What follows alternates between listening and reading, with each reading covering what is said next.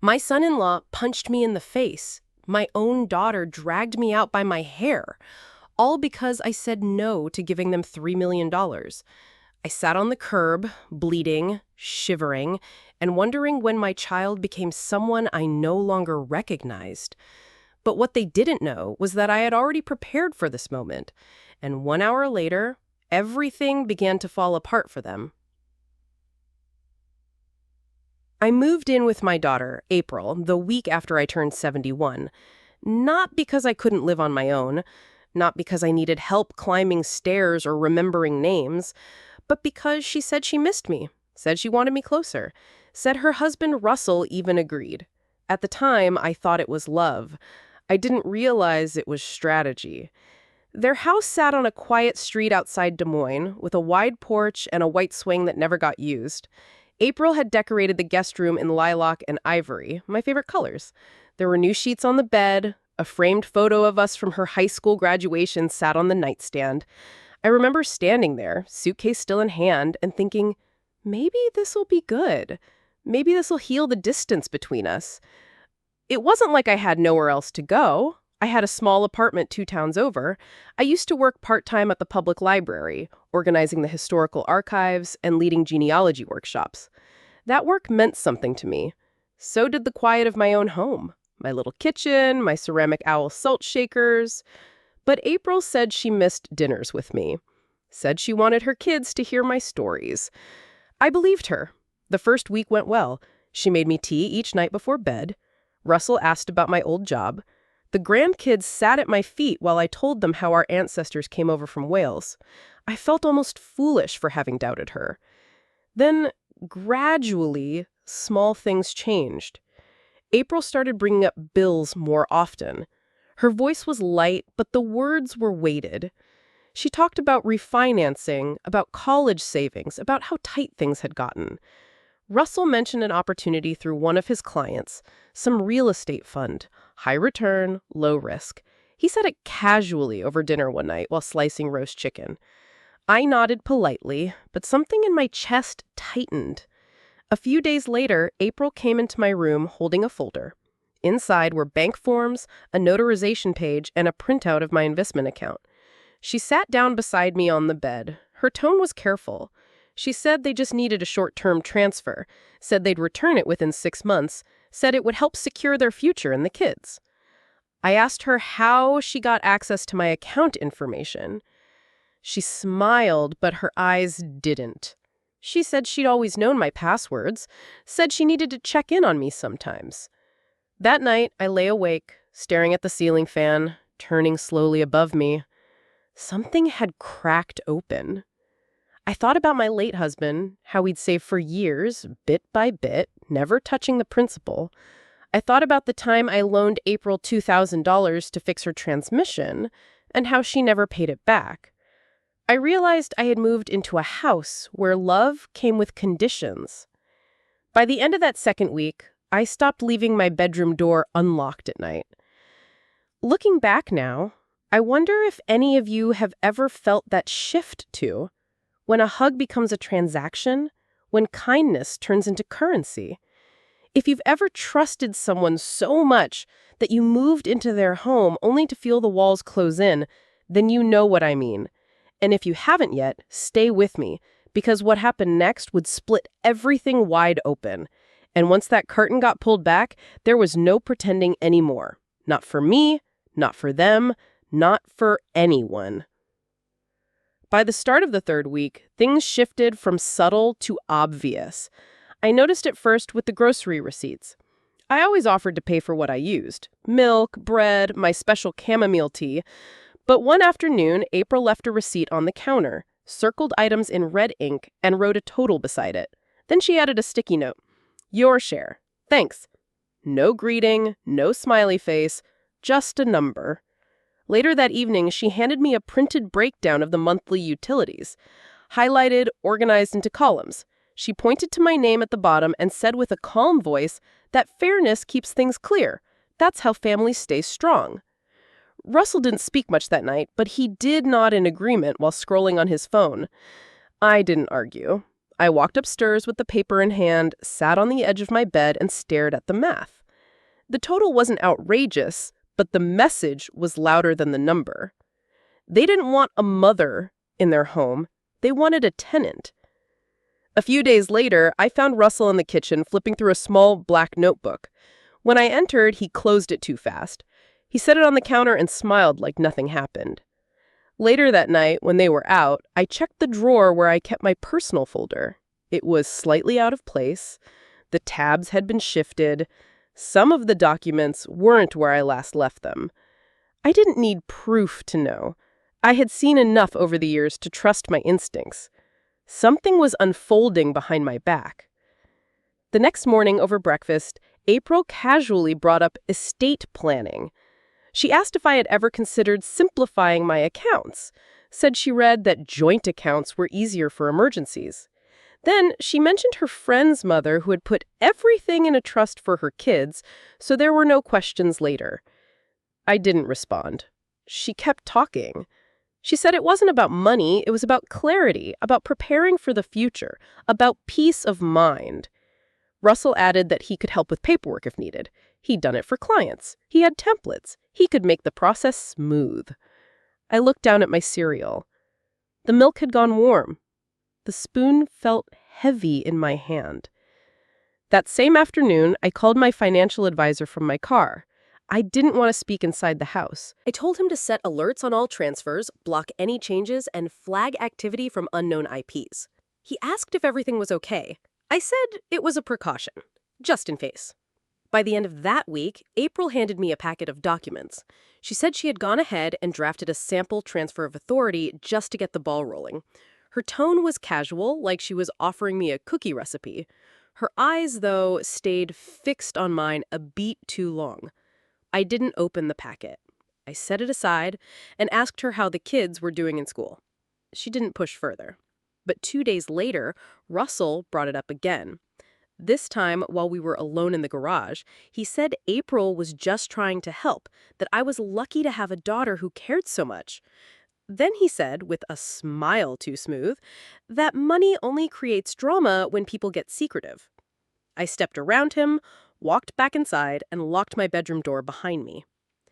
That night, I reviewed every single account I had. I changed passwords, I wrote down names of people I trusted, I scanned and saved backup copies to a flash drive I hid inside the lining of my suitcase. I didn't sleep much. I wasn't afraid yet, but I had begun to prepare. It wasn't paranoia, it was pattern recognition. And this pattern had shown itself before. I just hadn't wanted to see it until now. The third week blurred into the fourth, and with it came an eerie shift in the house. It was in the way Russell's footsteps grew louder down the hall, in how April stopped knocking before entering my room, and in how the grandkids were suddenly too busy to spend time with me. Small isolations built slowly, then all at once. It began the morning I found my medicine organizer in the wrong drawer. I had placed it under my bed like always, but that day it sat on top of my dresser, open. The Tuesday slot was empty, even though I hadn't taken anything yet. I didn't panic. I didn't accuse. I just tossed the pills and started a new set for my travel stash. I began carrying my essentials in a zipped pouch that never left my side. I stopped leaving my coffee unattended. One afternoon, I overheard Russell in the backyard talking too loud into his phone. He was pacing by the shed, his voice sharp. I couldn't catch every word, but I heard him mention equity, consolidation, and legal guardianship. Later that day, April asked if I would mind signing a few forms for her refinance. She said it was just a routine update. I asked her why my name was listed as co-owner of the secondary mortgage. She paused just long enough. Then she said it must have been a clerical error. I knew then I had underestimated just how far they were willing to go. That night, I pulled out the manila envelope I kept hidden under the liner of my suitcase. Inside were old records from my husband's accounts, notarized copies of my trust, and a full list of my assets. Everything had been kept separate since he passed. That was always our plan. Russell and April didn't know that my name had never been attached to the Iowa house. They assumed I had nothing but the condo and retirement account. But the truth was, I still had access to a diversified portfolio, some of it offshore. I wasn't rich, but I wasn't dependent. The next day, I visited the bank quietly. I asked to speak to manager-level staff. I presented my identification and initiated a full review of recent access attempts on all accounts tied to my Social Security number. There had been 2 failed login attempts from an IP address tied to Russell's business. I asked the manager to set the highest security level: biometric access, in-person only changes, and voice-verified transactions. She didn't ask questions, she just nodded and got it done. I returned home before sunset. Dinner was already on the table. April served roast pork with overcooked carrots. Russell asked how my day had been. I said I went to the park. He nodded, satisfied. That night, I barely slept, not from fear, but from a growing sense that something inevitable was about to crack. And it did. 3 days later, I woke to find my room ransacked. My suitcase was unzipped, my drawers pulled open, even the lining in my coat was torn. My flash drive was gone. I stood silently in the doorway, heart pounding. Then I walked downstairs. April was in the kitchen. She didn't look up. Russell was by the fridge, arms crossed. I asked if anyone had been in my room. April said maybe one of the kids went in looking for scissors. Russell said maybe I had misplaced something. They said it too quickly. I didn't respond. I went back upstairs, closed the door, and picked up the landline I had hidden behind the bookshelf. It was a burner line I kept for emergencies, something my husband and I had used years ago when dealing with a real estate scam. I dialed a number I hadn't called in a long time. My lawyer's office, his assistant, answered. I gave her the code word. She transferred me immediately. Within minutes, my attorney confirmed he could lock down everything. I asked him to trigger the failsafe in my trust to remove any shared power of attorney privileges, to notify my offshore custodian that fraud had been attempted. I also asked him to make a preemptive report to Adult Protective Services just to put something on record. I wasn't accusing yet, but I wanted a trace. Then I packed a small overnight bag. Only essentials. I didn't run. I didn't cry. I simply acted. That evening, as I came down the stairs, I saw Russell standing by the fireplace, holding my flash drive. He didn't say anything. He looked smug. April stood behind him, her face hard to read. I told them I was going out for a walk. They didn't stop me. At the corner of the block, I got into a black sedan waiting for me. My attorney had sent a driver.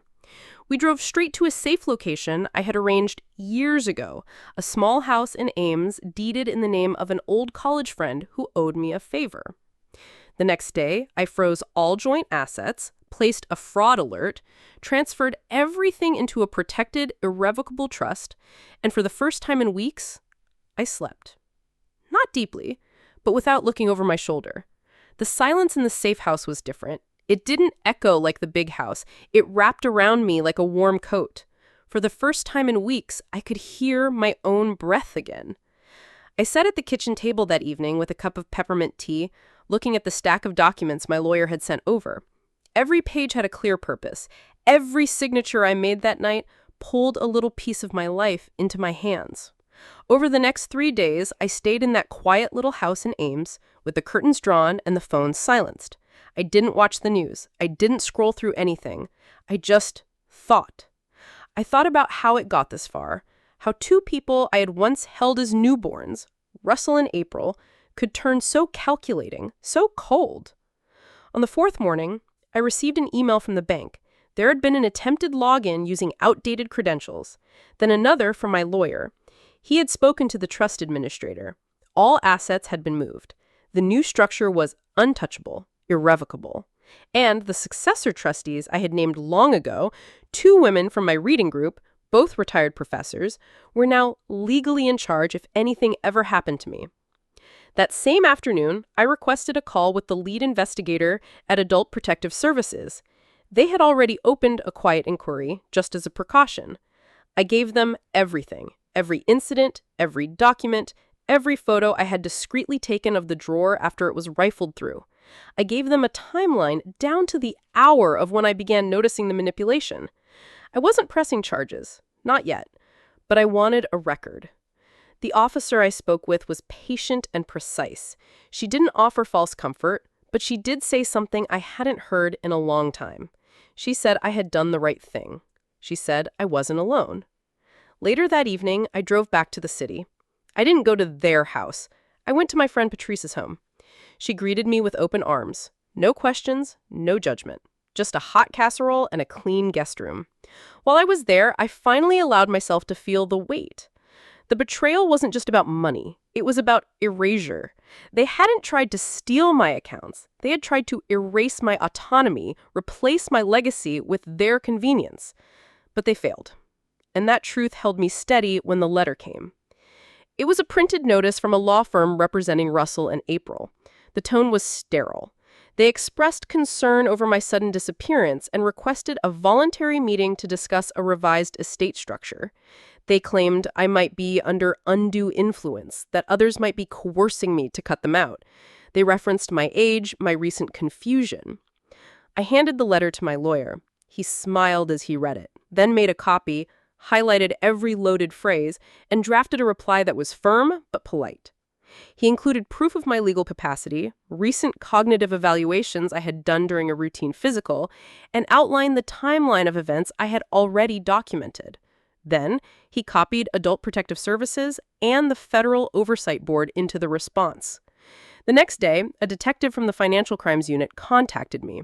The bank had flagged the earlier login attempts as part of a wider pattern of elder exploitations they were now investigating. Russell's name had come up before. April's too. I sat across the table from the detective 2 days later. I told him everything. Not just the logistics, but the emotional sabotage. The way April would drop passive remarks about my health, the way Russell used silence to manipulate my responses, how they both slowly chipped away at my independence, dressed up as concern. The detective nodded, took notes, and asked if I'd be willing to testify if necessary. I said yes. But more than anything, I asked for protection for the future for other women like me. In the following week, I met with my attorney again to draft a formal affidavit. It would be held in confidence unless the investigation moved to formal charges. But it was clear now, I hadn't overreacted. I hadn't imagined things. I had seen it, and I had responded. The final action I took that week was symbolic. I changed the name of the charitable fund I had created years ago with my late husband. Originally named after our anniversary date, I now called it the Ellen Trust, after my grandmother, the strongest woman I ever knew. I restructured it so that every year a portion of its interest would be granted to women over 65 who had survived financial abuse from within their families. I didn't need revenge. I needed meaning. And with that change, I felt something shift inside me, a kind of release.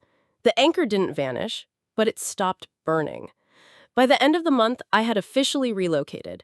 Patrice helped me find a 2-bedroom condo in a quiet neighborhood with wide sidewalks and tall oaks. I unpacked slowly, placed photos of my husband on the shelves, framed a print of the trust certificate with my grandmother's name at the top. I made tea that evening, stood at the window, and watched the wind move through the trees.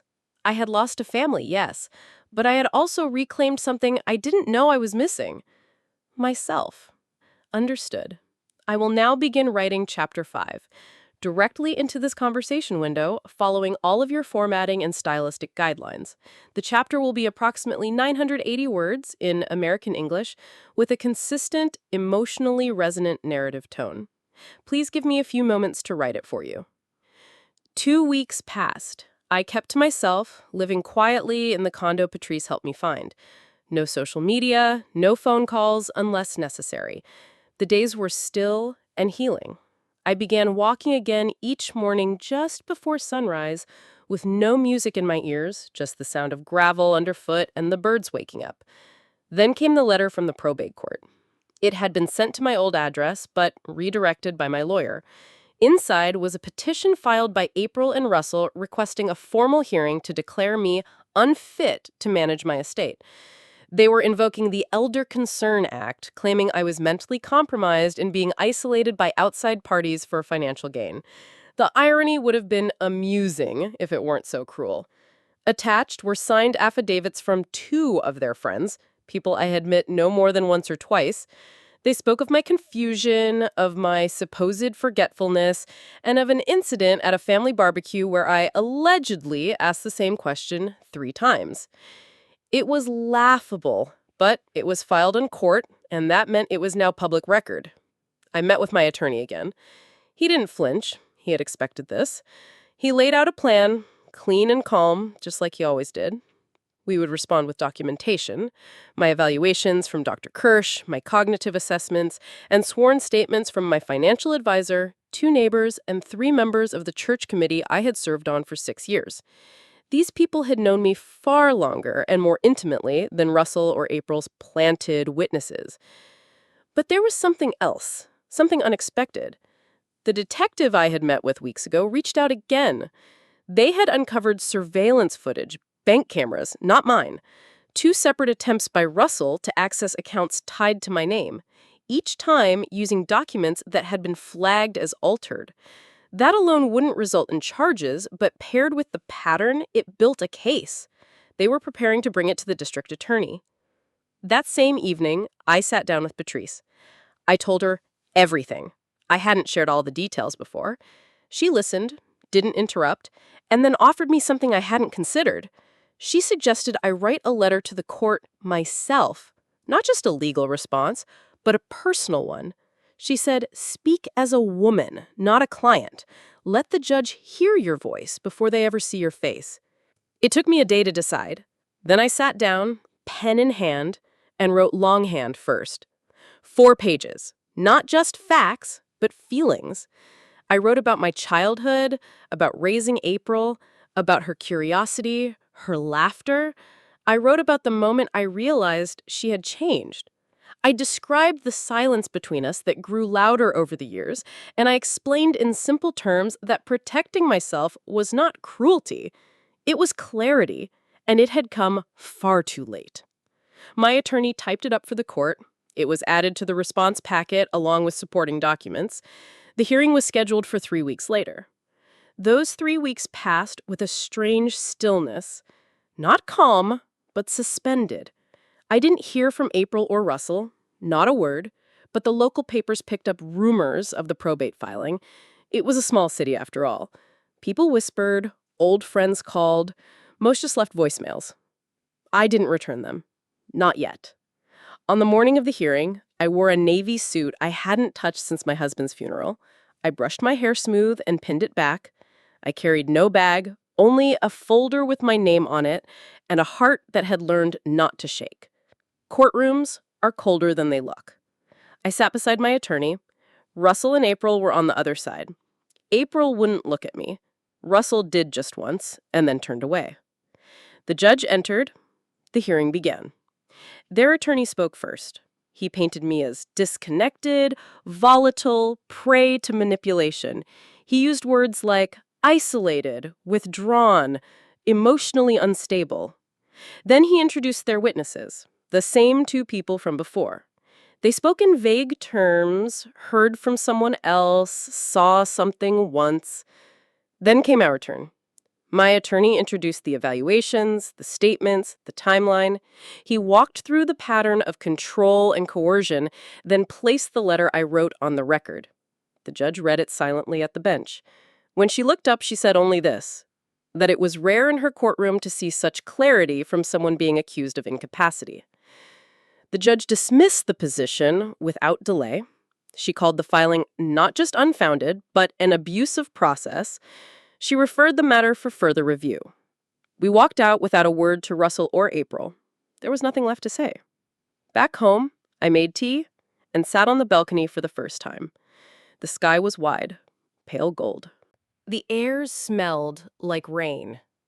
Later that evening, I received an email from a small women's advocacy group. Someone at the court had passed along my letter. They asked if I would speak at an upcoming forum, not about the legal case, but about resilience, about reclaiming identity, about surviving quiet betrayals. I closed the laptop, not ready yet. But the thought stayed with me, because maybe healing didn't look like closure. Maybe it looked like this: a quiet place, a name restored, and a voice that had finally found its volume again. The week after the hearing, something inside me shifted. It wasn't relief, not exactly. It was something quieter, more hollow, like standing in a house that had been emptied out. The echoes weren't loud, but they were everywhere. I had won, yes, but it didn't feel like a victory. It felt like walking away from a battlefield alone, carrying only the silence of what was lost. That weekend, I stayed in. Patrice dropped by with groceries and a few tulips. I didn't say much, and she didn't press. She just sat beside me while I watered the plants and cleaned out the kitchen drawers. It was the first time I truly noticed how still my hands had become. No tremble, no tightness, just a slow steadiness, like something was finally settling. That night, I sat at the little table by the window and opened the storage box I had carried with me from the old house. Inside were photos, journals, and the leather folder that held all the old letters Russell had sent me in college. His childish penmanship, his little jokes, the promises he used to make to take care of me when I got old. I stared at one letter for a long time, then quietly set it aside. I pulled out my own journal. Not the one for lists or passwords, but the one with no lines. The one I hadn't written in since the year after my husband passed. I turned to a fresh page and wrote one line. I am still here. I wasn't sure what I meant exactly, but the words felt real, grounded. 3 days later, I met with my lawyer. Not because I had to, but because I wanted to talk through the next steps. Not legal steps, personal ones. He brought up the trust, the Ellen Anna Fund, and how the first round of grants could be released within 6 months. He mentioned that the applications were already coming in. Women of all ages with stories of loss, of survival, of quiet reinvention. Then he looked at me and asked if I wanted to remain anonymous. I thought about that for a long time. I thought about what it meant to be visible, to have your name attached to something that others might one day cling to in their darkest hour. To stand up, not in spite of what happened, but because of it. I told him no. I wanted my name on it. That evening, I took a walk around the neighborhood. I passed a park with benches painted in pale blue and children running in circles. I sat for a moment, letting the late light hit my face, and I thought about April. Not with anger, not even disappointment, just stillness. She'd made her choice, Russell too, and now I had made mine. But this time, it wasn't reactive. It wasn't about protecting what I had. It was about choosing what I wanted to become. Back home, I made tea, then opened a blank document on my laptop. For the first time in years, I started writing my story. Not as a case, not as an article, but as a life. A full, flawed, quiet life. Mine. It began with the line I had written in my journal. I am still here. And from there, the words came like water. 3 weeks after choosing to go public with my name on the Ellen Anna Fund, a letter arrived from the office of a federal investigator. It was addressed to me directly, not through my lawyer, not through any legal channel. Hand-signed, tidy font, no red tape, just a quiet sentence at the bottom. They were reopening the inquiry into Russell. My fingers didn't tremble when I set the letter down. I didn't feel fear, just a tightness in my chest that told me the past wasn't finished with me yet. The next day, I met with the investigator. He looked far too young to be holding such power, but his eyes were patient. He explained that several suspicious financial transfers had been flagged in the broader investigation into elder exploitation in our county, and 2 names kept recurring: Russell and April. I listened. I gave them what I had. But more importantly, I gave them what no one else could: the story behind the numbers. Not a rant, not a list of grievances, just facts, calm and sharp as glass. How April had slowly gained access to my digital accounts. How Russell had pushed me to sign over power of attorney without giving me time to think. How I once believed this was normal, even loving. The investigator leaned forward. He told me they had subpoenaed the bank for voice recordings tied to wire transfers. In one of them, a man identified himself as my son-in-law using my full name and social security number. The problem? The voice wasn't mine, and the permission, it had never been recorded. The wheels of justice were turning now, and I was no longer the only one seeing the gears grind. That night, I sat alone in the living room with every light off, just the hum of the refrigerator in the next room. I didn't cry, I didn't shake, but I felt it, that low hum of reckoning. It didn't taste like vengeance, it tasted like gravity. 2 days later, Patrice stopped by. She brought a binder thick with reports and recommendations from the board we had quietly assembled for the Elena Fund. They wanted to expand. More applicants, more outreach, a partnership with a university program that trained women in digital literacy and finance. I looked through the proposal and paused at a paragraph buried near the end. A speakers series, women over 60 sharing real stories of rebuilding, quiet battles, and silent triumphs. They had penciled me in. I didn't say yes, I didn't say no. That night, I sat on the balcony again. The air was thick with early summer heat. A siren passed 2 streets over. I didn't flinch. I thought about what it meant to speak. Not whisper, not journal, speak. And not just for myself, but for the hundreds of other women I had read about in the fund's early applications. Stories filled with disbelief, gaslighting, financial erasure, betrayal dressed up as care. My story wasn't rare. That was the hardest part. It was common, silent, ordinary. That silence needed to break. So I agreed. I stood up for the first of the small gatherings 2 weeks later. A modest community space in the basement of the local library. Folding chairs, coffee, and paper cups, no microphones. I told them the truth. Not everything, just enough. I told them I was 69, that I raised a daughter I loved with everything in me, that I watched her walk away, not in one loud moment, but in 100 quiet choices. I told them about Russell, and the bathroom floor, and the silence that followed. But mostly I told them about waking up, about the day I realized survival was not the end goal, that dignity mattered more than peace, that no inheritance, no bloodline, no shared last name could ever outrank the voice inside a woman when she finally said enough. There were no cheers, no applause, just silence and a few tears. But that silence felt different now. Not the silence of shame, the silence of recognition. Afterwards, a woman named Eloise took my hand. She was 73. Her daughter had taken her home equity line and vanished. She hadn't told anyone until that night. As she spoke, her voice cracked, but she didn't stop. And I realized that this was the true legacy.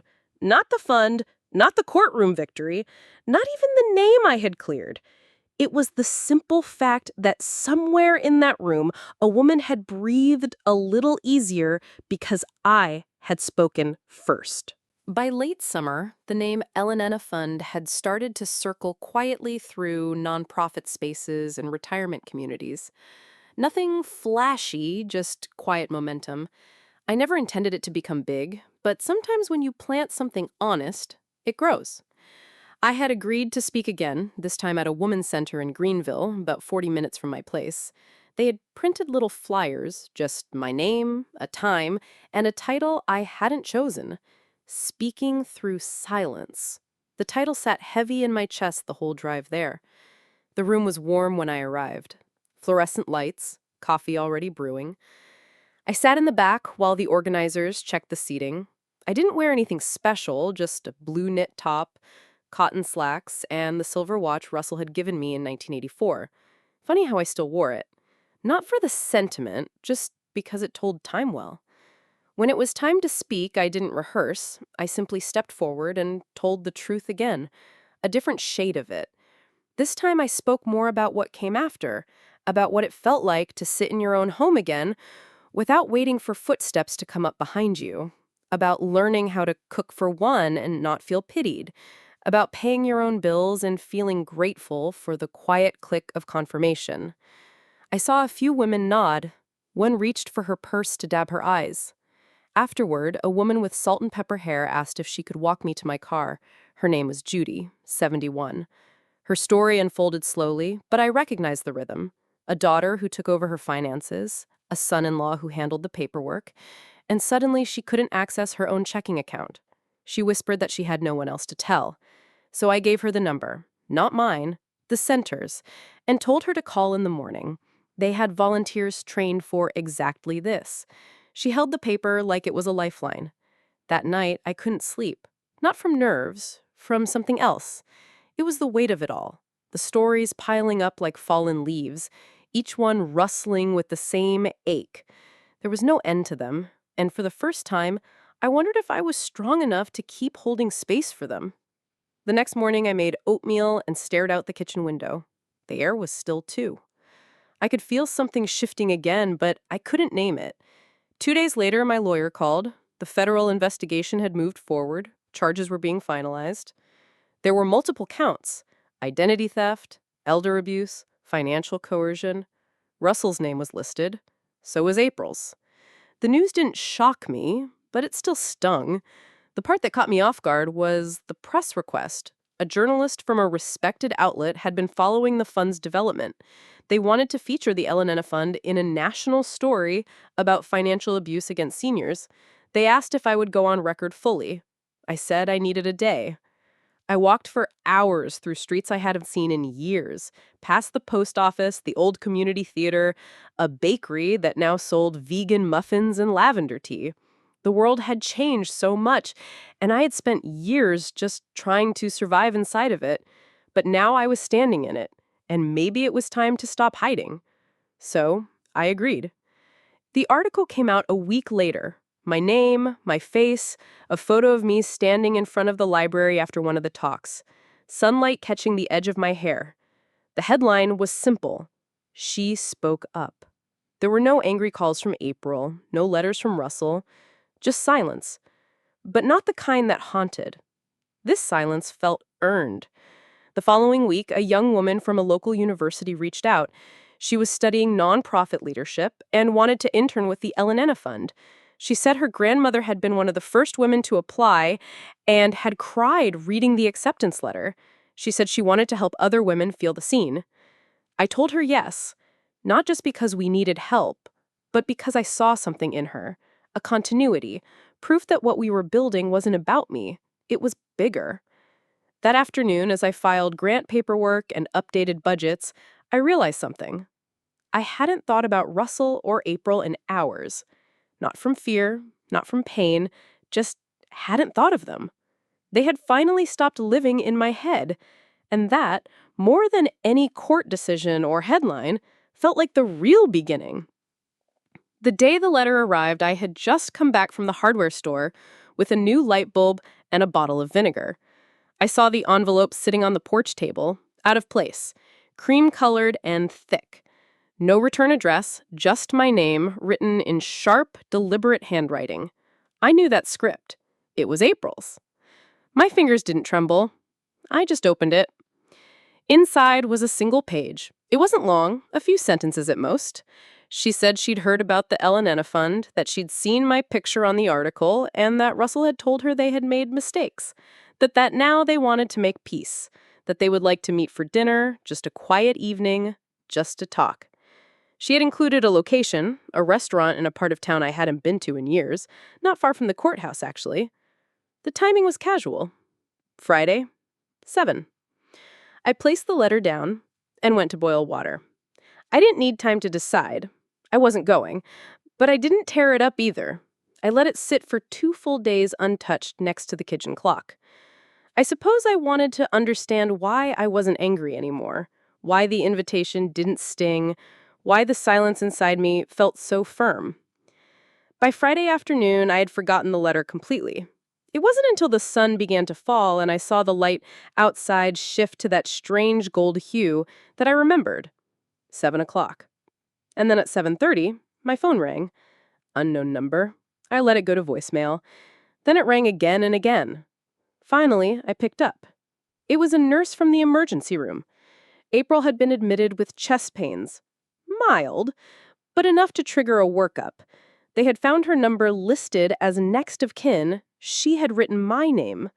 I sat on the edge of the bed, phone pressed to my ear. I could hear voices in the background, machines beeping, and for a moment, the air around me seemed to shrink. I asked the nurse if she was stable. She said yes, then paused, said April had asked for me, said she was alone. I didn't answer right away. I looked down at my hands, at the veins, the skin, the marks of time that never used to be there. I thought of the woman who had dragged me by the hair, who had slammed the front door in my face, who had made me feel invisible in my own home. And then I thought of the little girl who once fell asleep on my chest every Sunday afternoon after church, who cried when she lost her stuffed elephant, who used to braid my hair with her tiny fingers and whispered that I smelled like lavender and paper. So I went, not because I forgave her, but because something in me needed to see her as she was now. The room was quiet when I entered. She looked smaller than I remembered, her hair tied back loosely, an IV dripping slowly beside her. She opened her eyes and blinked. For a moment, I saw no recognition, and then her mouth moved. She said my name. I didn't speak. I just pulled the chair closer and sat down. The nurse nodded and closed the door behind me. We sat in silence for a while. Then April said she had read everything, the articles, the statements, the interviews. She said she hadn't realized how far she had gone, that she hadn't known what she had become, that Russell was the one who kept pushing, that she just wanted to protect what they had built. I listened. I didn't respond. Then she asked something unexpected. She asked if I had meant for the Elena Fund to be a message to her. I shook my head. I told her it was never about revenge. It was about reclaiming breath. Her eyes welled up, but she didn't cry. She said she couldn't undo what she had done, but she wanted to start again. Not as mother and daughter, not as anything labeled. Just two people who once shared something true. I stood up then, not abruptly, just slow, measured. I told her I didn't hate her. But I also told her I didn't belong to her anymore, that my peace didn't depend on her remorse. And then I walked out. Outside, the sky had turned navy. The postman parking lot buzzed with motion. I exhaled, not relief, something deeper. I had just looked into the eyes of the woman who once broke me, and she no longer held any power. That night, I made soup. Not because I was hungry, but because I wanted to taste something warm and quiet. I lit a candle, not for prayer, just for the calm flicker. And for the first time in years, I slept through the night without waking once. The morning after my visit to the hospital, I brewed a stronger cup of coffee than usual, the kind that clings to your throat a little longer. I stood by the window, watching the postman pass by like clockwork, his bag swinging with familiar rhythm. But that day, he didn't stop at my mailbox. He crossed the lawn, handed me an envelope directly. It was from the office of the United States Attorney. I closed the door and sat down before opening it. My fingers moved with steady purpose, but inside my heart was bracing. Not with fear, with readiness. The letter confirmed what I had quietly hoped for. Federal charges were being brought against Russell. Fraud, coercion, financial abuse of an elder. It listed dates, filings, testimonies, and my name appeared more than once, not as a victim, but as a key witness. There had been an anonymous tip submitted to the IRS 3 months earlier. The audit had revealed enough to initiate a broader investigation. Apparently, I was not the only one Russell had tried to manipulate. The truth was unraveling. But here's the part I didn't expect. The anonymous tip had come from April. The same woman who had looked at me with hollow eyes just days earlier. The same woman who had dragged me out by my hair. I read the page again slowly. The truth sank in with the weight of wet wool. She had turned him in quietly before the dinner invitation, before the hospital visit. She had done it alone. I didn't know if it was guilt or fear or something else entirely. Maybe it didn't matter. What mattered was that she had cracked open the fairy house she had helped build. I placed the letter down and looked at the stack of seed catalogs by the window. Spring was near. The soil was thawing. I thought of the tomatoes I might try again this year. A week later, a federal officer showed up at my door. He wore plain clothes, but the badge in his wallet was real. He said my testimony would help expedite the case, said Russell had already been approached for questioning, that his tone had shifted the moment he realized April had cooperated. There was no arrest yet, but I could see the arc of consequence beginning to curve. When the officer left, I sat in silence for nearly an hour. I didn't call anyone, didn't text. I simply walked around the house slowly, touching the old furniture, the wooden edges of door frames, the kitchen drawer that stuck a little when it rained. These were the pieces that held me, the ones they never touched, the parts they never stole. That night I turned on the television, not to watch anything, but to hear voices. I had forgotten what it was like to be surrounded by noise that didn't cut. Then I reached for the journal I had been keeping in a small drawer under the coffee table, the one I started the week after I left their house. I flipped to a blank page and began writing, not about them, but about me, about the parts of me that I had found again. My spine, my silence, my pulse in the early hours when I walked barefoot through the hallway and felt no fear about the slow unfurling of dignity after being buried for years under the weight of someone else's version of family. I didn't need justice to look like sirens and handcuffs. I just needed them to know I had survived and that I had done it without their permission. When the phone rang later that evening, I let it go to voicemail. It was April.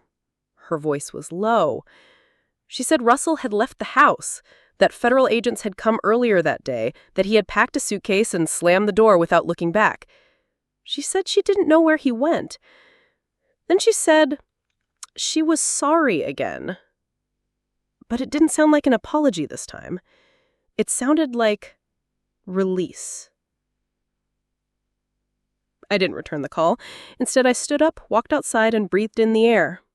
Cold, but clean. I wrapped my shawl tighter and listened to the leaves whisper. No one screamed, no one banged doors, no one stood behind me. For the first time in a long while, I was exactly where I wanted to be. And in the quiet hum of a world still turning, I smiled. Not from triumph, but from peace earned. 3 days after I let April's call go to voicemail, a letter arrived from my attorney. I almost didn't open it right away. My mornings had become sacred again. I took my coffee slower, let the sun roll across the wooden floors without rushing it. But something about the envelope tugged at me. It was thick. I opened it with careful fingers. Inside was a copy of a legal document that made me sit down. Apparently, months ago, before the confrontation, before the dinner, before the bruises, I had signed a document I didn't remember. It had something to do with consolidating assets into a trust. I remember Russell talking fast, printing things off his computer. I thought I had reviewed them, but this one had never come through me. And now it was showing up under my name. The trust transferred nearly $3 million from my brokerage account to a holding entity under Russell's name. The transfer hadn't completed because of an alert placed by the bank following a flagged request, one that came in while I was at the hospital. The letter continued. My lawyer had taken it upon himself to cross-check the records and, in doing so, discovered something else entirely. April's name had been added to the trust, but only conditionally. It would activate on my official declaration of incapacity. I held the paper in my hands and felt the chill settle through me. My own daughter had sat down at a table and signed documents assuming I would one day lose the ability to speak for myself. She had built a future based on my absence, and Russell had guided the pen. But that wasn't the worst part. The lawyer's letter ended with a single handwritten sentence. He said he had a hunch, so he'd run my medical file legally. against the timing of the trust preparation. The dates lined up with my fall. The fall I had assumed was an accident, the bruise on my neck, the dizziness, the medication I never remembered taking. It wasn't hard to connect the dots. They had tried to incapacitate me, quietly, slowly, legally. They had anticipated resistance, but not survival. And now that entire paper trail sat in a manila folder in the attorney's office, under lock and key, with a time-stamped log that made it legally impossible to argue ignorance. I walked outside after reading the letter. The wind was sharper than usual. I didn't mind. I needed it. I needed something real to press against my skin. I sat on the back steps and pulled the sleeves of my sweater down over my hands. I thought about all the meals I had cooked in that kitchen for April when she was young. I thought about the quiet years at U's after her father died. How we had survived with just enough, how I had gone back to work at the local college's admissions office just to keep things moving. She never knew what I gave up. That was the point. She was never supposed to. But now the woman she had become had not only turned her back on me, she had waited for me to disappear. She had signed her name to it. And Russell, he had planned the entire thing like a chess match, cold, detached, believing I would never notice the checkmate coming. He had underestimated the one thing that mattered. I had lived through worse. The chapter of my life that included April and Russell was coming to a close, but not with a scream, not with courtroom drama, just a woman on her back porch, holding her coffee tighter, her pulse steadier, and her dignity completely intact. Because survival isn't loud. It's quiet and powerful and absolute. It was a Thursday morning when I walked into the courthouse alone. No makeup, no jewelry, no rush. The documents had already been filed. My attorney had handled everything. But I came anyway, to feel it, to stand on the cold marble and watch a chapter of my life seal itself shut. The court clerk looked up, recognized my name, and nodded quietly. The annulment of the trust was approved in chambers. The frozen funds were returned. The invalid power of attorney was nullified, and my name, my full, legal, untarnished name, was reinstated as the sole authority on my life. It didn't come with applause. No one cheered, but something deep inside me exhaled for the first time in months. Outside, I sat on the bench across from the courthouse steps. The sun felt warmer than it had in weeks. I had brought a small flask of tea. I sipped it slowly, feeling the warmth spread through me. Calming, steady. A woman passed by, older than me, with a small dog in a stroller. We locked eyes just briefly. I gave her a soft nod, and for a split second, it felt like she knew. Not the whole story, just the weight of surviving something and still standing. When I got home, I didn't go straight inside. I walked the side of the house and stood at the old potting bench. My hands itched to be in the soil, to press something living back into the earth. That afternoon, I planted 3 trays of pansies, purple and white.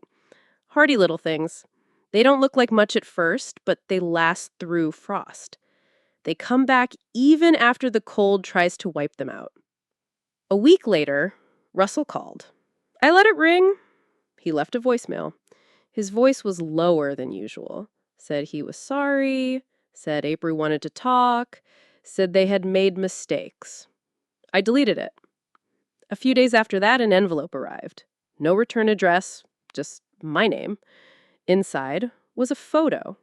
April, younger, holding her daughter, smiling. The edges were worn. I held it for a moment. I didn't cry, but I didn't throw it away either. I placed it in the drawer of my desk, the one I don't open often, the one where I keep the things that matter, but no longer define me. I'm not angry anymore. Not exactly. There's a silence now, a different kind of quiet. Not absence, more like clarity. Like a room that has finally been cleaned of echoes that no longer belong. And I've found something in that silence. Peace. Not the kind that comes from justice, but the kind that comes from knowing I chose myself, that I reclaimed my breath, my voice, my place. I no longer live in reaction to what they did. I live in response to who I've become. If this story reminded you of someone who once tried to silence your worth, I hope you know it is never too late to take your voice back. Have you ever walked away from someone you loved to protect the part of you they kept trying to erase? Your story matters too. Share it below if you'd like, or just know you're not alone.